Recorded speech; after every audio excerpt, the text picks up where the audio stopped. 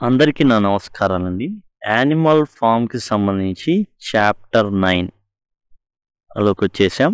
And chapter 8 అనేది ఏవైతే first, second ఇయన్నీ కూడా కంప్లీట్ చేయబడి ఉన్నాయి. అండ్ మీకొచ్చేసి ప్లే లిస్ట్‌లో మీకు అవన్నీ అందుబాటులో ఉంటాయి. ఇక్కడ చూస్తే మీకు అదిగోండి టోటల్ మీకు ఏవైతే ఉన్నాయో అన్నీ కూడా కంప్లీట్ చేయబడి ఉన్నాయి. ఇవన్నీ కూడా మీకు ప్లే లిస్ట్‌లో అందుబాటులో ఉంటాయి. అండ్ జస్ట్ మీరు ఇక్కడ ఐ కార్డ్స్ వస్తుంటాయండి మొబైల్‌లో చూస్తున్నట్లయితే. అక్కడి నుంచి లేదా ఎండ్ స్క్రీన్స్ నుంచి పొందొచ్చు. లేదా ఈ వీడియో యొక్క టైటిల్‌ని క్లిక్ చేస్తే డిస్క్రిప్షన్ ఓపెన్ అవుతుంది. అందులో ప్లేలిస్ట్ లింక్ ఉంటుంది. ఇవన్నీ కాదు మాకు తెలియదు అనుకుంటే సింపుల్‌గా మీరు లింక్ అని గనక కామెంట్ సెక్షన్‌లో అడిగినట్లయితే యానిమల్ ఫార్మ్‌కి సంబంధించినటువంటి ప్లేలిస్ట్ లింక్ అనేది మీకు ప్రొవైడ్ చేయడం అయితే జరుగుతుంది. ఇక చాప్టర్ 8 వరకు మనం చూసాం. చాప్టర్ 9లో వచ్చేసి ఏంటంటే చాప్టర్ 8లో మనం బ్యాటిల్ ఆఫ్ విండ్ మిల్ అనేది చూడడం జరిగింది. అక్కడ ఏంటంటే బాక్సర్‌కి చాలా గాయాలైనయి, తూటాలు దిగబడినాయి అండ్ గిట్టె ఒకటి చీలిపోయింది అండ్ కాలు ఎడమ చివరి కాలుకి ఏదైతే వెనకాల ఉన్న కాళ్ళలో బుల్లెట్లు దూసుకెళ్ళినాయి అండ్ టోటల్‌గా చాలా గాయపడింది ఈ battle of wind Millo. Boxers injury and dedication and తనకి ఎంత గాయాలైనా కానీ ఈ వర్కింగ్ క్లాస్ ఎవరైతే ఉన్నారో హార్డ్ వర్కింగ్ హార్స్ అనమాట బాక్సరు. ఏంటంటే చాలా బుల్లెట్లు ఈ యొక్క బాక్సర్కి తగలడం అయితే జరుగుతుంది. అండ్ గిట్టే అనేది హూఫ్ ఏదైతే ఉందో గిట్ట అంటారు కదా, అండ్ కాళ్ళకు ఉండే నెమ్మడి అలాంటిది అక్కడ దెబ్బ తగలడం జరుగుతుంది. అండ్ ఒక గిట్టె ఎగిరిపోతుంది, చీలిపోతుంది. కానీ రెస్ట్ తీసుకోవడానికి మాత్రం బాక్సర్ సిద్ధంగా లేడు. And Boxer denotes proletariat men అనమాట, అంటే వర్కింగ్ క్లాస్ మెన్, వర్కింగ్ మెన్కి సిమిలారిటీ సింబల్ అని. Determined to see the windmill project through before his retirement. 12 ఏళ్లకి హార్సెస్కి రిటైర్మెంట్స్ ఉంటాయి. ఈ 12 ఏళ్ళు అయినప్పుడు ఆ టయానికల్లా విండ్ మిల్ ప్రాజెక్ట్ ఎట్లా అయినా సరే పూర్తి చేయాలనేటటువంటి దృఢ సంకల్పంతో ఈ బాక్సర్ అయితే ఉందన్నమాట. Retirement ages and pensions. And retirement ages అనేది యాక్చువల్గా ఇవ్వడం జరిగింది. ఎప్పుడైతే రెబెలియన్ జరిగిందో ఆ రెబెలియన్ జరిగినప్పుడు ఏంటంటే రిటైర్మెంట్ ఏజ్లు కూడా ప్రకటించడం జరిగింది. ఆ తర్వాత ఎన్నాళ్ళని పని చేస్తాయి ఈ ఏవైతే యానిమల్స్ ఉన్నాయో, కాబట్టి వాళ్ళకి రిటైర్మెంట్ ప్రకటించి పెన్షన్స్ అందించాలని. Retirement ages were set when Animal Farm was founded. అది మ్యానర్ ఫార్మ్ నుంచి యానిమల్ ఫార్మ్గా మారినప్పుడు ఏం జరిగిందంటే ఈ రిటైర్మెంట్స్ అండ్ పెన్షన్స్ ప్రొవైడ్ చేయాలని రాసుకున్నారు. But no animal had retired yet. కానీ ఇంతవరకు ఏ జంతువు కూడా రిటైర్మెంట్ నోచుకోవాలి.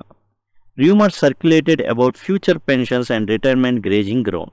ఇక ఏంటంటే కొన్ని రూమర్స్ అనమాట. బార్లీకి వేసినటువంటి పంట ఏదైతే ఉందో అది యాక్చువల్గా వీళ్ళు మన భాషలో చెప్పుకోవాలంటే సారా తయారు చేసుకొని తాగడానికి ఏర్పాటు చేసుకుని, కానీ దాన్ని ఎట్లా సర్క్యులేట్ చేశారంటే ఇది రిటైర్మెంట్ కాబోయేటటువంటి యానిమల్స్ ఏవైతే ఉంటాయో వాటి కోసం, వాటిని మేపడానికి ఉపయోగించబడుతుంది అన్నట్టుగా ప్రాపగాండా స్క్వీలర్ చేత చేయబడింది. At the beginning, when the laws of the animal farm were first formulated, the retiring age had been fixed for horses and pigs for 12.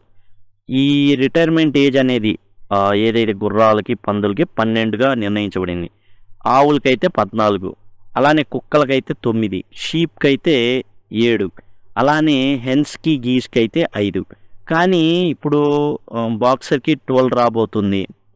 ఇప్పుడు అయితే హెన్స్, గీస్ ఏవైనా కొన్ని రిటైర్మెంట్ అయ్యి ఉండాలిగా, అలా ఏం లేదు. Boxers 12th birthday was due in late summer of the following year. And next ఇయర్లో అండ్ సమ్మర్కి బాక్సర్ యొక్క 12వ పుట్టినరోజు అయితే ఉంది. ఎంతో కష్టపడుతున్నాడు, మరి రిటైర్మెంట్ ఉండాలి.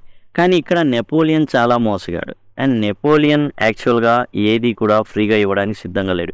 ఇంకా అతని మోటో ఏంటంటే బాగా కష్టపడండి, ఇంకా బాగా కష్టపడండి, తక్కువ తినండి. అది యాక్చువల్గా నెపోలియన్ చేసే పని ఏంటంటే ఈ పిల్కింగ్టన్ ఎవరైతే ఉన్నారో ఫాక్స్వుడ్ ఫామ్, వాళ్ళు ఇచ్చేదానికన్నా తక్కువ రేషనే ప్రొవైడ్ చేసేది. ఎక్కువ రేషన్ ఏం కాదు, అంటే ఎక్కువ ఆహారం ఏం పెట్టడు తన జంతువులకి, చాలా తక్కువ అనమాట పెట్టడం. కానీ చాలా కుయుక్తిగా అనమాట, మరి మిస్టర్ జోన్స్ వచ్చేస్తాడేమో అట్లా భయపెట్టడం, అవసరమైతే కుక్కలతో బెదిరించడం, ఇలాంటివన్నీ అనమాట. స్క్వీలర్ ముందు మాటలు చెప్తాడనమాట, అచ్చంగా మంచి మాటలు చెప్తాడు. అండ్ మినిమస్ వచ్చి పాటలు పాడతాడనమాట. అండ్ కుక్కలు వేటాడతాయి. కాబట్టి వీళ్ళు మాటలకే సరేలే అని సర్ది చెప్పుకొని వెళ్ళిపోయేటటువంటి రకాలుగా ఈ యానిమల్స్ అయితే ఉన్నాయి. Harsh conditions and rationing. ఇక వింటర్ వచ్చినప్పుడు ఫుడ్ షార్టేజ్ వస్తుంది. ఎందుకంటే వీళ్ళు పని చేయడానికి ఏమీ ఉండదు. బాగా మంచు కురుస్తుంది. ఆ మంచు కురవడం వల్ల ఏం జరుగుతుంది అంటే వీళ్ళు పొలానికి వెళ్ళిపోయి పని చేయడం కానివ్వండి, ఏం చేయలేరు. ఇక కొన్నిసార్లు అయితే బంగాళదుంపలు అవి కూడా పాడైపోతాయి. అప్పటికి కొంచెం ఎదిగినటువంటి బంగాళదుంపలు కూడా పుచ్చిపోతుంటాయి అన్నమాట. వాటర్ కొంచెం దిగి అవి పుచ్చిపోవడం, కుళ్ళిపోవడం అవన్నీ జరుగుతూ ఉంటాయి. కాబట్టి రేషన్స్ అనేవి బాగా తగ్గించేస్తారు. దాన్ని ఏమంటాడంటే స్క్వీలర్ రీఅడ్జస్ట్మెంట్ అంటాడు. పిగ్స్కి డాగ్స్కి మాత్రం ఏమాత్రం రేషన్లు తగ్గవండి. పిగ్స్కి ఫుల్ రేషన్ ఉంటుంది, కుక్కలకి ఫుల్ రేషన్ ఉంటుంది. వీటికి మాత్రం తగ్గదనమాట. కానీ మిగతా ఉన్న వర్కింగ్ క్లాసులకి మాత్రం అన్నీ తగ్గించడమే. దాన్ని ఏమంటాడంటే రీఅడ్జస్ట్మెంట్ అంటాడండి. రిడక్షన్ అండు రీఅడ్జస్ట్మెంట్ అనే పదాన్ని వాడతాడు. వాడేసి ఏం చేస్తాడంటే స్క్వీలరు రీఅడ్జస్ట్మెంట్ అంటే ఏదో అడ్జస్ట్ చేస్తాడులే మరలా అని. కానీ అట్లా ఉండదు. ఇట్ మీన్స్ రిడక్షన్ అంటే తగ్గించడం అనమాట. అట్లా మాటలతో గారడీ చేయడం స్క్వీలర్ పరిపాటి అయిపోయింది. కానీ ఎవ్వరు కూడా అడగరు. ఇంటెలెక్చువల్స్ ఉన్నారు. ఎవరు వీళ్ళు? బెంజమిన్ అడగడు. ఎందుకంటే తనకు తెలుసు అడిగితే ఎలాంటి పరిస్థితులు ఎదురవుతాయి అనేది. ఇప్పుడు అంతకుముందు కొన్ని పందులు అడిగినాయి. ఆదివారాన్ని అబాలిష్ చేసినప్పుడు వర్క్ ఉన్నది అని అబాలిష్ చేస్తాడు. తర్వాత ఓన్లీ మీటింగ్స్ వరకు అయితే ఉంటాయి, కానీ ఆదివారం వర్క్ ఏదైతే ఉందో దాన్ని అబాలిష్ చేసినప్పుడు కొన్ని పందులు అడిగితే క్వశ్చన్ చేస్తాయి. ఆ పందులన్నింటినీ కూడా చంపిస్తాడు. అండ్ గుడ్లు కొన్ని హెన్స్ ఏం చేస్తాయంటే గుడ్లు పెట్టమంటే అవి ఏం చేస్తాయంటే గాల్లో ఎగిరి ఆడబెట్టి గుడ్లు పగలగొడతాయి. వాటికి కూడా ఏం చేస్తాడంటే ప్రతీకారం తీర్చుకుంటాడు నెపోలియన్ వాటి మీద కూడా. అందుకని బెంజమిన్కి బాగా తెలుసు. అందుకని వేటిల్లో కూడా తలదూర్చడం అనేది బెంజమిన్ చేయడు. కాబట్టి ఇంటెలెక్చువల్స్ చేయరు. పిగ్స్ ప్రివిలేజెస్ ఉంటాయి వాళ్ళకి. అంతేకాదు ఎలాంటి ప్రివిలేజెస్ ఉంటాయి, అన్నీ తినవచ్చు. నెపోలియన్కి అయితే స్పెషల్గా అతను ఒక్కడే షుగర్ తినాలన్నమాట. వేరే ఎవ్వరు తినకూడదు. ఏ పందైనా తింటే లావెక్కిపోద్దని పాపం నెపోలియన్ అయ్యగారికి చాలా కనికరం, జాలి అనమాట. అందుకని ఆయన ఏం చేస్తాడంటే ఓన్లీ తాను మాత్రమే ఆ విషయాన్ని, ఆ షుగర్ క్యాండీ తీయగుండేటటువంటి ఆ విషయం పాపం ఆయన ఒక్కడే తినేసి మిగతా ఏ పందులు ముట్టుకోవడానికి వీల్లేదు, ఏ జంతువు ముట్టుకోవడానికి లేదు. అయితే పిగ్స్కి కొన్ని ప్రివిలేజెస్ ఇచ్చాడనమాట. ఏంటి ఆ ప్రివిలేజెస్ అంటే గ్రీన్ రిబ్బన్స్ని ధరించేటటువంటి ప్రివిలేజెస్ పందులన్నిటికీ ఇచ్చాడనమాట. సండేస్ అవసరమైతే అవి ధరించవచ్చు. యాక్చువల్గా ఈ ప్రివిలేజ్ ఎవరిది? మొల్లి. వీళ్ళెవరు? బూర్జువాస్, వెరీ వెరీ రిచ్ పీపుల్కి ఉండేటటువంటి ప్రివిలేజ్ అన్నమాట. అంతకుముందు రెబెలియన్కి పూర్వం అలాంటి ప్రివిలేజ్ని ఎవరికి ఇస్తున్నాడు? పందులకి ఇస్తున్నాడు. పందులకి ఆదివారాలు ధరించుకోవచ్చు అనేసి వాటికి ఇచ్చాడనమాట. అంటే ఏమవుతుంది? గతంలో ఎవరైతే ఏదైతే అనుభవించారో ఒక వర్గం ఇప్పుడు అనుభవిస్తూ ఉంది. మారని వర్గం ఏంటంటే ఎవరైతే కార్మికులు, ఎవరైతే పనిచేసే వాళ్ళు ఉన్నారో, రెక్కాడితే కానీ డొక్కాడని వాళ్ళు ఉన్నారో వాళ్ళ మీద యాజ్ ఇట్ ఈజ్ అట్లానే అదే విధంగా దరిద్రం వాళ్ళని వెంటాడుతూనే ఉంది. రెబెలియన్ ముందు అంతే ఉన్నారు, రెబెలియన్ తర్వాత అంతే ఉన్నారు. Sugar for Napoleon's own table. అది షుగర్ ఓన్లీ ఫర్ నెపోలియన్. ఈ forbade this to other pigs కూడా, మిగతా పిగ్స్ కూడా ఇవ్వాలా, మరి ఏదో ఒకటి స్పెషాలిటీ ఉండాలి కదా. అందుకని పిగ్స్కి కూడా ఇవ్వాలా. ఎందుకని? On the ground that it made them fat. పాపం షుగర్ తింటే అవి అన్నీ కూడా లావు బలిసిపోతాయని పందులకు కూడా వద్దని చెప్పాడు. తాను మాత్రమే తింటున్నాడు అనమాట. ఎకనామిక్ స్ట్రగుల్స్ అనేవి బాగా జరుగుతున్నాయి. ఎందుకంటే బాగా ఉన్నప్పటికీ కూడా ఏం జరుగుతుంది ఇక్కడ? మన అయ్యగారు నెపోలియన్ గారు మరి రకరకాల పందులతో సుఖ సంసారం చేసేసి కనడం అండ్ దరిదాపులుగా 31 పిల్లలో ఏమో పుట్టిస్తాడనమాట. దాంతో వాటికి స్కూల్ రూమ్ కట్టాలని, తర్వాత విండ్మిల్ మెషినరీ కానివ్వండి, ఆ రకంగా ఏమవుతుంది అంటే ఖర్చు అవుతుంది. అంతేకాదు వచ్చినటువంటి ఇంకా ప్రొడ్యూస్ పెరుగుతున్న కొద్దీ ఏదైతే ఉన్నాయో ఎగ్స్ కానివ్వండి, ఇంకా ఎక్కువ ప్రొడ్యూస్ ఏదైతే వస్తుందో వాటన్నిటినీ కూడా ఏం చేస్తున్నాడు? మార్కెట్లో అమ్మేస్తున్నాడు. వింపర్ ద్వారా ఏం చేస్తున్నాడంటే విల్లింగ్టన్ మార్కెట్లో అమ్మేస్తున్నాడు. కాబట్టి వీళ్ళకి ఏం జరుగుతుంది? అదనంగా బిల్డింగ్లు కట్టించడం తన పిల్లల కోసం, నెపోలియన్ తన పిల్లల కోసం అదనంగా రూములు కట్టించడం కానివ్వండి. ఆ తర్వాత వచ్చేసి విండ్ మిల్ ఏదైతే మెషినరీ అంతా పాడైపోయింది. మొత్తం ఆ పెట్టిన గ్రెనేడ్ ఏదైతే ఉందో మొత్తానికి పేలిపోతుంది, ముక్కలు అవుతాయి. మరి వాటికి కావాలి. దాంతో ఏంటంటే ఈ కాస్ట్‌లన్నీ కవర్ చేయడానికి వీటన్నిటిని కూడా మార్కెట్‌లో వింపర్ సహాయంతో టోటల్‌గా అమ్మడం అనేది, ఆ వచ్చిన డబ్బుల్ని వీటికి సర్దడం అయన్నీ జరిగినాయి. ఇప్పుడు వరకు apples and milk for pigs, ఇప్పుడు barley and beer for pigs అనమాట. అంటే రుచి చూశాడు. ఏదైతే కేసులున్నాయో అండ్ బ్యాటిల్ ఆఫ్ విండ్‌మిల్ జరిగినప్పుడు, ఆ విండ్‌మిల్ యుద్ధం జరిగినప్పుడు వీళ్ళు గెలిచారని. యాక్చువల్‌గా లేదు ఆడ. గెలిచిందేం లేదు. కానీ స్క్వీలర్ ఎలాంటి వాడంటే నలుపుని తెలుపు, తెలుపుని నలుపు చేయగలిగినటువంటి సమర్థుడు. యాక్చువల్‌గా వాడు చేసేయన్నీ తెలిసిపోతానే ఉంటాయి బెంజమిన్ లాంటోళ్ళకి. కానీ ఏం జరుగుతుంది తర్వాత? స్క్వీలర్ వచ్చి మామూలు జనాన్నేమో జోన్స్ వస్తాడేమోనని భయపెడతాడు. రకరకాల లెక్కలు చూసి జోన్స్ కంటే ఇప్పుడే చాలా బాగున్నాం మనం అని చెప్తాడు. ఇయన్నీ చెప్తాడనమాట. దాంతో ఇక ఈ సామాన్యమైన జంతువులన్నీ నమ్మేస్తాయి. అయితే ఇప్పుడు కుక్కలున్నాయే, వాటిని ధీటుగా ఎదుర్కొనే సత్తా ఉన్నటువంటి ఎవరికీ లేదు. కాబట్టి నోరు మూసుకొని కూర్చున్నారు అన్నీ. కాబట్టి ఇప్పుడు పిగ్స్‌కి ఏంటి ఇంకా ప్రివిలేజెస్ పెరుగుతున్నాయి. ఇప్పుడు గ్రీన్ రిబ్బన్ ధరించుకోవచ్చు. అంతకుముందు యాపిల్, మిల్క్ పిగ్స్‌కే. ఇప్పుడు గ్రీన్ రిబ్బన్ ధరించుకోవచ్చు. ఇప్పుడు బార్లీ అండ్ బీర్ కూడా పిగ్స్‌కే. నెపోలియన్ హిమ్సెల్ఫ్ రిసీవ్డ్ హాఫ్ ఏ గ్యాలన్ డైలీ. అది గ్యాలన్ సగం నెపోలియనే సేవించేవాడనమాట. బీర్ ఏవైతే ఉన్నాయో. ఇక బార్లీ ఎవరు తినాలంటే యాక్చువల్‌గా అక్కడ వండుతూ ఉంటారు. ఈ బార్లీ తోటలు వేసిన తర్వాత వచ్చిన బార్లీ వండుతూ ఉంటే ఈ జంతువులన్నిటికి వాసనలు వస్తాయి. ఏం వండుతున్నారా, మనకు పెడతారా మధ్యాహ్నం అనుకుంటారు పాపం పిచ్చోళ్ళు. యాక్చువల్‌గా విషయం ఏంటంటే అంత సినిమా లేదు. వీళ్ళ దాకా ఏదీ రాదు. పిగ్స్ వరకే తింటాయి అన్నమాట. ఇక వీళ్ళల్లో ఉన్నటువంటి ఏదైనా వ్యతిరేకత ఉందేమో అనేసి కొన్ని కల్చరల్ యాక్టివిటీస్‌ని క్రియేట్ చేస్తారు నెపోలియన్ అయ్యేవారు. ఎట్లా అంటే స్పాంటేనియస్ డెమాన్స్ట్రేషన్స్. ఈ స్పాంటేనియస్ డెమాన్స్ట్రేషన్స్ అంటే ఏంటంటే అప్పుడప్పుడే స్కిట్ వేసేస్తుంటారనమాట జనాల మధ్యలోకి వెళ్ళిపోయి. ఇదేంటంటే యానిమల్ ఫామ్ సక్సెస్ సాధించిందంట. అందుకని సెలబ్రేట్ చేసుకోవడానికి ఎక్కడ పడితే అక్కడ డ్రామాలు, స్కిట్లు వేయడం అనమాట. అందులో ఏంటంటే ఒక ఐడియాని వాళ్ళ తలలోకి ఎక్కించడం, యానిమల్స్ తలలో. ఏంటంటే the animals were their own masters అనే అబద్ధాన్ని వాళ్ళ మెదడులోకి చొప్పిస్తారనమాట. అంటే ఏం చేస్తారు? యానిమల్స్ మెదడులోకి చొప్పించడానికి రంగస్థలం మీద, అంటే ఒక నాటకం, డ్రామా, ఒక స్టేజ్ కడతారు, దాని మీద చూపిస్తారు. ఇప్పుడు రెబెలియన్ తర్వాత ప్రతి జంతువు రాజే అనేసి నినాదాలు అట్లా చెప్పిస్తాడనమాట. These events distracted animals from their hardships. ఏవైతే కష్టాలు పొందుతున్నారో సాయంత్రం అవ్వగానే వచ్చి కూర్చున్నాడు అనుకో, అబ్బా ఇక ఈ తెలివి మాలిన పనులన్నీ చూపిస్తాడనమాట స్టేజ్లో. మీరే రాజులు, మీరే ప్రభువులు, మీ కింద నెపోలియన్ అయ్యేవారు సేవకుడు, ఇట్లాంటి కథలన్నీ చెప్తూ ఉంటే పాపం వాళ్ళ కష్టాలన్నీ మర్చిపోతూ ఉంటారు అట్లా. Boxer and Clover always carried between them A green banner marked with hoof and horn and caption long live comrade Napoleon. ఇక ఏంటంటే వీళ్ళు బాక్సర్ అండ్ క్లోవర్, వీళ్ళు ఎవరంటే హార్సెస్ అనమాట. Boxer male horse, Clover female horse. They represent and working community అనమాట.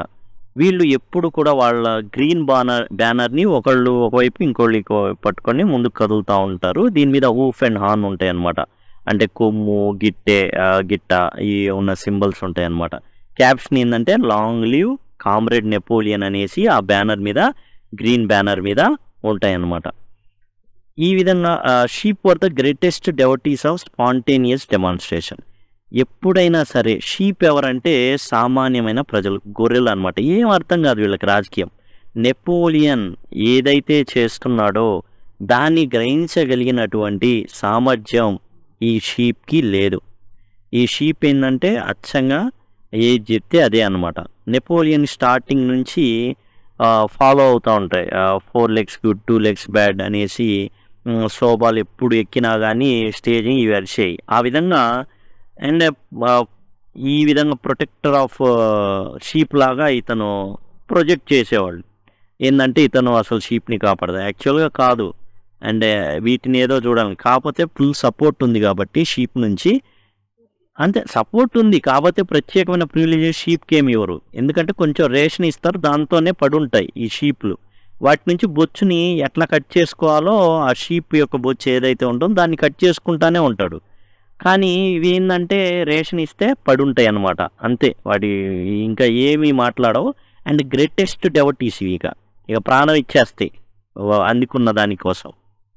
ఇవి కూడా spontaneous demonstration ఏదైతే ఉందో ఒక అత్యుత్తమ భక్తులు అనమాట. అబ్బా తెగ ఎంజాయ్ చేస్తుంటారు వీళ్ళు.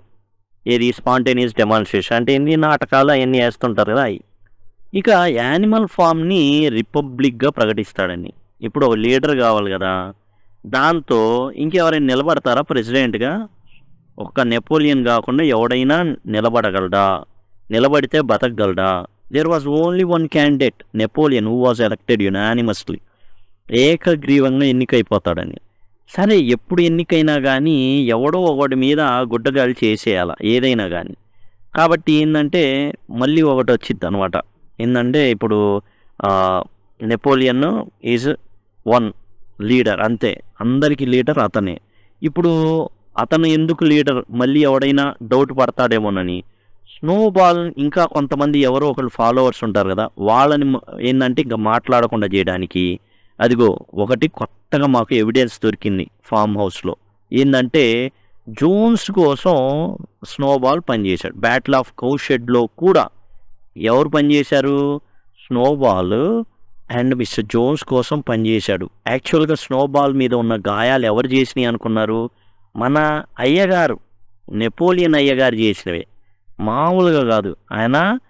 In fact it was Snowball who had actually been the leader of the human forces had charge in to the battle. Long live humanity. యాక్చువల్గా స్నోబాల్ ఏం చేశాడు? స్నోబాల్ రిప్రజెంట్స్ ట్రాట్స్కీని రిప్రజెంట్ చేస్తాడు. నెపోలియన్ ఏమో స్టాలిన్ని రిప్రజెంట్ చేస్తాడు. స్నోబాల్ అంట ఈ హ్యూమన్స్ తరపున వెళ్ళిపోయి ఏం చేశాడంటే లాంగ్ లివ్ హ్యుమానిటీ మానవులు వర్ధిల్లుదురుగాక అనేసి, వాళ్లే బతుకుదురుగాక, వాళ్ళ నాయకత్వం వర్ధిల్లాలి అనేసి జంతువుల మీదకి దూకాడంట. అప్పుడు the wounds on the Snowball's back which a few of the animals still remember to have seen had been inflicted by Napoleon's teeth.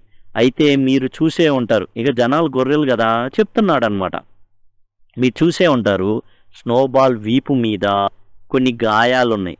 అవి మీరు తూటాలు చేసినవి అనుకుంటున్నారేమో, కానే కాదు, అవి మన అయ్యగారైన నెపోలియన్ గారి యొక్క దంతాలు అన్నమాట. ఆ దంతాల వల్ల ఏం జరిగిందంటే అప్పుడు ఆయన కసితో స్నోబాల్ని, ఇంతకుముందు ఏం చెప్పాడు, ఈ యొక్క మిస్టర్ జోన్స్ కాళ్ళని కొరికి పెట్టాడు మన అయ్యగారు అని చెప్పాడు. ఇప్పుడేం మార్చేశాడు, ఆ అయ్యగారిని కొరకడమే కాదు, ఇప్పుడు స్నోబాల్ వెనకాల ఉన్నాయి తోటాల దెబ్బలు కాదు, మన అయ్యగారే కొరికారనమాట. ఎందుకంటే నువ్వు మనుషుల వైపు తిరుగుతావురా, ద్రోహం చేస్తావురా అనేసి. ఇక మోజెస్ రిటర్న్. మోజెస్ ఎవరు? నల్ల కాకి అనమాట. Moses the raven return preaching about sugar candy mountain. ఏంటి మోజెస్ చేసేదంటే రష్యన్ ఆర్థడాక్స్ చర్చ్ని సూచిస్తుంది ఈ మోజెస్. ఈ ఏం చేస్తుందంటే జనరల్గా మిస్టర్ జోన్స్ ఉన్న కాలంలో తిరుగుబాటు రాకుండా జనాలందరికీ ఏం చెప్పేదంటే, ఇప్పుడు కష్టపడుతున్నారు కాబోలు, రాబోయే కాలం చాలా మంచిది, తర్వాత మీ జీవితంలో ఏంటంటే స్వర్గం అనేది ఉంటుంది, మీరు ఇక్కడ కష్టపడినా స్వర్గప్రాప్తి జరుగుతుందని మాటలు చెప్పేదనమాట. ఈ కథలన్నీ చెప్పేది. దాంతో జనాలు కొంతమంది తిరుగుబాటుకి సహకరించకుండా ఉంటారనేది ప్లాన్. అందుకు గాను కొన్ని రెట్టె ముక్కలు మిస్టర్ జోన్స్ ఇసిరేసేవాడు. ఇప్పుడు pigs allowed Moses to stay and provided with him beer. ఒక బీర్ని ఇచ్చేవాళ్ళు అనమాట. బీర్ ప్రొవైడ్ చేసేవాళ్ళు. ఎందుకంటే ఏ మాటలు చెప్పు, ఎందుకంటే మళ్ళీ రెబలియన్ రాకూడదు, ఈ మాటలు కథలు చెప్పి. అండ్ నెపోలియన్ ఏం చెప్పేవాడు, ఇంకా కష్టపడండి, మీరు కష్టపడాలి, తక్కువతో జీవించాలి, తక్కువ తినాలి, ఎక్కువ కష్టపడాలని చెప్పేవాడు. మోజెస్ ఏం చెప్పాడు, ఈ కష్టాలకి ఇప్పుడు నో ప్రాబ్లం, మీరు చనిపోయిన తర్వాత కొత్త లోకం ఉంటుంది, మరో లోకం వస్తుంది, పరలోకం అనేది ఉంది, అండ్ మీకు స్వర్గం అనేది ఉంది. ఇలాంటి మాయ మాటలు చెప్పడం మొదలు పెడతారు. యాక్చువల్గా ఉందా లేదా, ఇట్స్ ఎగ్జిస్టెన్స్ అని కాదు, ఇక్కడ కథ ప్రకారం మోజెస్ ఏం చెప్తున్నాడంటే ఉంది, మీ కష్టాలన్నీ పోతాయి చచ్చిపోయిన తర్వాత అని చెప్పేవాడు. ఇక ఏం చేస్తాం, వీళ్ళు కూడా ఏం చేశాడా, వీళ్ళు కూడా మనోడేలే, మనకి రెబెలియన్ రాకుండా చూస్తున్నాడులే అనేసి ఏం చేస్తున్నాయి పందులు, వీడికో బీరు పడేసాయి. And Boxer's collapse. ఇక బాక్సర్ ఎంతగానో కష్టపడుతున్నాడు, బాగా కష్టపడుతున్నాడు. అతని యొక్క మెయిన్ ఏంటంటే విండ్ మిల్ని ఎలాగైనా రెడీ చేయాలి. Clover and Benjamin want him to take care of his health. And Clover women proletariat అంటే women working women, and as well as Benjamin అంటే ఇంటెలెక్చువల్స్, వీళ్ళు వాన్ చేస్తానే ఉన్నారు. ఎవరైతే వర్కింగ్ క్లాస్ ఉన్నారో, ఎవరైతే బాక్సర్ ఉన్నాడో అతన్ని తన ఆరోగ్యం పట్ల జాగ్రత్త తీసుకోమని చెప్తానే ఉన్నారు. Boxer's health deteriorated and he collapse while working, and పనిచేసేటప్పుడు ఇక కూలబడిపోతాడు. The pigs arrange for his transport to a supposed to veterinary hospital at Willingdon. ఇక పిక్స్ ఏం చేస్తాయి, ట్రాన్స్పోర్ట్కి సిద్ధం చేస్తాయి. అండ్ బాక్సర్ పడిపోతాడు, ముక్కుల్లో నుంచి నోట్లో నుంచి రక్తం వస్తూ ఉంటుంది, లంగ్స్ దెబ్బతింటాయి అన్నమాట. అయితే Mollie and Snowball no other animal had ever left the farm. ఇక్కడ మనకు విషయం ఏంటంటే, ఎప్పుడైనా ఈ యానిమల్ ఫామ్ని వదిలి బయటికి వెళ్ళిన వాళ్ళు ఎవరు లేరు. యాక్చువల్గా ఎవరు ఇద్దరు వెళ్ళారు. మొల్లీ అంటే ఉన్నోళ్ళు, వీళ్ళు ఏం చేశారు, క్యాష్ చేసుకుని వెళ్ళిపోయారు. స్నోబాల్ ఏమో తరిమేశారు. ఎందుకని, నెపోలియన్కి సరిసాటి వ్యక్తి ఎవరైనా ఉన్నాడు అంటే దట్ ఈజ్ ట్రాట్స్కీ. స్టాలిన్కి ట్రాట్స్కీ అనమాట, నెపోలియన్ స్నోబాల్. ఇవి ఏంటంటే సింబల్స్, ఇవి దీన్ని యాలిగరీ అంటారు. యాక్చువల్గా ఇక్కడ చెప్పే పందులు పశువులకి యాక్చువల్గా ఇది స్టోరీ కాదు, హిస్టరీ. ఈ హిస్టరీ ఏంటంటే నిజంగా జరిగింది, దాన్ని ఒక కథగా రాశాడు. ఎందుకు రాశాడు ఇట్లా యాలిగరీగా, నిజంగా రాసేసాడు అనుకోండి బ్యాన్ అయిపోతుంది పుస్తకం. అందుకని అది కాకుండా ఉండడానికి ఏం చేశాడంటే ఇలా యాలిగరికల్గా యానిమల్ ఫామ్ని ప్రజెంట్ చేశాడు. It is about the Russian revolution. Mollie Snowball ఇద్దరు మాత్రమే బయటికి వెళ్ళారు, మిగతా వాళ్ళెల్లా ఇప్పుడు బాక్సర్ వెళ్తున్నాడు. యాక్చువల్గా ఎందుకు పంపిస్తున్నాడు అంటే ఇతన్ని నాకర్ హౌస్కి పంపించాడండి. అంటే ఈ పశువుల వధశాల ఉంటుంది, దానికి పంపించారు. ఇక బాక్సర్ దేనికి పనికిరాడు, వాడిని అమ్మేస్తే కొన్ని మందు విస్కీ బాటిల్స్ వస్తే వాటితో ఎంజాయ్ చేద్దామని పందులు ఏం చేసినాయంటే ఈ బాక్సర్ని అమ్మి పడేసినాయి. Boxer intended, he said, to devote the rest of his life to learn remaining 22 letters of the alphabet. బాక్సర్కి ఇంతవరకు టైం లేదు, జస్ట్ అతనికి ఏమొచ్చు, ఏ బి సి డి మాత్రమే వచ్చు. మిగతా 22 లెటర్లని ఈ రిటైర్మెంట్ అయిన తర్వాత నేర్చుకుందామని బాక్సర్ అనుకున్నాడు. ఏ వ్యాన్ మార్క్డ్ హార్స్ స్లాటరర్ టుక్ బాక్సర్ అవే, ఇండికేటింగ్ ఈ వాజ్ సెంట్ టు నాకర్స్. నాకర్స్ అంటే పశువు వధశాల అనమాట. యాక్చువల్గా ఇక్కడ హార్స్ స్లాటరర్ అని రాసినటువంటి బండి అనమాట అది. అంటే ఇక్కడ ఏం జరుగుతుంది, హార్స్ స్లాటరర్ అంటే గుర్రాలని వధించేటటువంటి బండిలోకి బాక్సర్ని ఎక్కించారు. బెంజమిన్ అది చూశాడు. ఫూల్స్ షౌటెడ్, అందరిని కేకేశాడు అనమాట. అరే మీరేంద్ర బై చెప్తున్నారు, అరే పశువుల వధశాలకు రా తీసుకెళ్లేది, గుర్రాలని చంపే చోటుకి రా తీసుకెళ్లేది, మన బాక్సర్ని చంపేస్తున్నారా. Muriel began to spell out the words. ఇక మురియల్ ఉంది కదా, వైట్ గోట్, బాగా ఇది పిక్స్కి ఎంత టాలెంట్ ఉందో అంత టాలెంట్ మురియల్కి ఉంది. And Muriel can read newspaper too, చెత్తబుట్టలో ఉన్నటువంటి న్యూస్ పేపర్లను కూడా చదవగలిగేటటువంటి కెపాసిటీ మురియల్కి ఉందన్నమాట. కాబట్టి మురియల్ కూడా చదివింది. But Benjamin pushed her aside in the midst a deadly silence he read. ఇక వెంటనే బెంజమిన్ కూడా పక్కకు మురియల్ నెట్టేసి చదవడం జరిగింది. బెంజమిన్, ఆల్ఫ్రెడ్ సిమెంట్స్, ఎవరంటే ఆ వ్యక్తి పేరు Alfred Simmonds, horse slaughterer and glue boiler Willingdon. ఇతను విల్లింగ్టన్లో పశువుల్ని వధించి మాంసానికి మాంసం, ఎముకలకి ఎముకలు, మాంసాన్ని గుజ్జు చేసుకుంటాడు అండ్ చర్మాన్ని తీసుకుంటాడు. ఈ విధంగా అన్నిటిని వాడుకుంటాడు అనమాట. చర్మానికి చర్మం ఒలుచుకుంటాడు, మాంసానికి మాంసం గుజ్జు చేసుకుంటాడు, అండ్ ఎముకలు కూడా, బోన్ మీల్ కూడా. డీలర్ ఇన్ హైట్స్ అంటే చర్మాల వ్యాపారి, అంటే బాక్సర్ని తీసేయబోతున్నారు, చర్మాన్ని చంపేయబోతున్నారు, చర్మాన్ని లాగేయబోతున్నారు, మాంసం కోసం, అండ్ బోన్ మీల్ అంటే ఆఖరికి ఈ ఎముకలను కూడా వదలరు అనమాట. ఇక ఆ రకంగా అవసరం అయితే ఈ మాంసాన్ని కూడా అమ్మేస్తాడనమాట. ఈ రకంగా ఆల్ఫ్రెడ్ సిమ్మన్స్ అనేటటువంటి గుర్రాలని వధించే వ్యక్తికి అమ్మేసాయన్నమాట పందులు. మధ్యాహ్నం పూట బండి వచ్చిద్ది, వీళ్ళందరూ పనిలో ఉంటారు, ఆ టైంలో ఎక్కిచ్చేస్తుంటారు. ఈ మరి వర్కింగ్ క్లాస్లో ఉన్నటువంటి ఈ హార్స్ ఏదైతే ఉందో బాక్సర్ చదువుకోలేదు కదా, చదువుకొని ఉంటే చదివి ఏందా హార్స్ ఆటలు పంపిస్తున్నారని ఎక్కేది కాదు. నన్ను వెటర్నరీ డాక్టర్ దగ్గర పంపిస్తున్నారు, వీళ్ళు నన్ను బాగా మెచ్చుకున్నారు, నెపోలియన్ ఈజ్ ఆల్వేస్ రైట్ అన్నాను, I have always work hard అన్నాను, అండ్ రోజుకు అరగంట ఎక్కువగా పనిచేశాను, అండ్ రాత్రిళ్ళు పనిచేశాను, తర్వాత 30 గంట ఎక్కువ పనిచేశాను, ఆ తర్వాత గంట ఎక్కువగా పనిచేశాను. ఈ విధంగా గంటలు పనిచేసి దేశం కోసం, యానిమల్ ఫామ్ కోసం, ఎంతో అభ్యున్నతి కోసం ప్రయత్నించినటువంటి బాక్సర్ గతి ఇప్పుడు ఏమవుతుంది అంటే వధశాలకి వెళ్ళిపోయింది. Despite animals are Squealer convince them it was a misunderstanding and Boxer receive the best care. అయితే స్క్వీలర్ వచ్చాడు, మళ్ళీ మామూలే, నలుపుని తెలుపుగా చేయగల సమర్థుడు. నల్లగా ఉన్నటువంటి నెపోలియన్ని తెల్ల రంగుతో బొమ్మ గీసేసి బాన్లో ఉంచినటువంటి గ్రేట్ పర్సనాలిటీ స్క్వీలర్ది. అంటే వీళ్ళు ప్రాపగాండా చేస్తారు. అంటే అక్కడ జరిగేది ఒకటి, అయితే చెప్పేది ఒకటి, వీళ్ళ నోట్ నుంచి వచ్చేది. 3 days later it was announced that he had died at hospital at Willington. అయితే ఏం చెప్పాడు స్క్వీలరు, యాక్చువల్గా మీరు చదివింది కరెక్టే, అది నాకర్ హౌస్ నుంచే వచ్చింది, అక్కడ సిమన్స్ అనే వ్యక్తి పేరు ఉంది. ఆల్ఫ్రెడ్ సిమన్స్ అనే వ్యక్తిదే ఆ యొక్క ఏదైతే తీసుకొచ్చినటువంటి బండి ఉందో అది ఆల్ఫ్రెడ్ సిమన్సే. అయితే Willingdon veterinary doctor Alfred Simmons నుంచి బండిని కొన్నాడు. కొనేసి అతను ఏం చేశాడంటే పెయింటింగ్ వేయించలేదు. అదే జరిగిన పొరపాటు. మేము వెటర్నరీ డాక్టర్ పంపించాం, మేము స్క్వీలర్ చెప్తాడనమాట, నేను వెళ్ళాను, తన దగ్గరే ఉన్నాను, తాను అసలు ఎంత గొప్పగా నెపోలియన్ అయ్యగారిని పొగిడాడంటే, నెపోలియన్ అయ్యగారో అన్నాడు చనిపోతున్నప్పుడు కూడా. I always work harder and Napoleon is always right అనేటటువంటియే మరలా చెప్పాడండి. ఎంత గొప్పవాడండి బాక్సర్ని జ్ఞాపకం చేసుకుందాం అనేసి చెప్పాడనమాట. ఇప్పుడు స్క్వీలర్ వచ్చేసి మాయ మాటలు చెప్తున్నాడు. యాక్చువల్గా అమ్మేశారు గుర్రాన్ని, బాక్సర్ని అమ్మేశారు. పని చేసిన నాళ్ళు పిచ్చి కుక్కనే తిప్పించుకున్నారు అండ్ అన్ని పనులు చేయించుకున్నారు. అండ్ విండ్మిల్ తన బలంతో కట్టబడింది. అయితే ఏం జరిగింది, అండ్ బ్యాటిల్ ఆఫ్ విండ్మిల్లో అండ్ ఎవరైతే వచ్చేసి పించ్ఫిల్ ఫామ్ ఫ్రెడరిక్ ఎవరైతే ఉన్నారో, అంటే హిట్లర్ ఏం చేశాడు, సర్వనాశనం చేశాడు అండ్ విండ్మిల్ అనేది ఇంకా లేకుండా చేసేసాడు.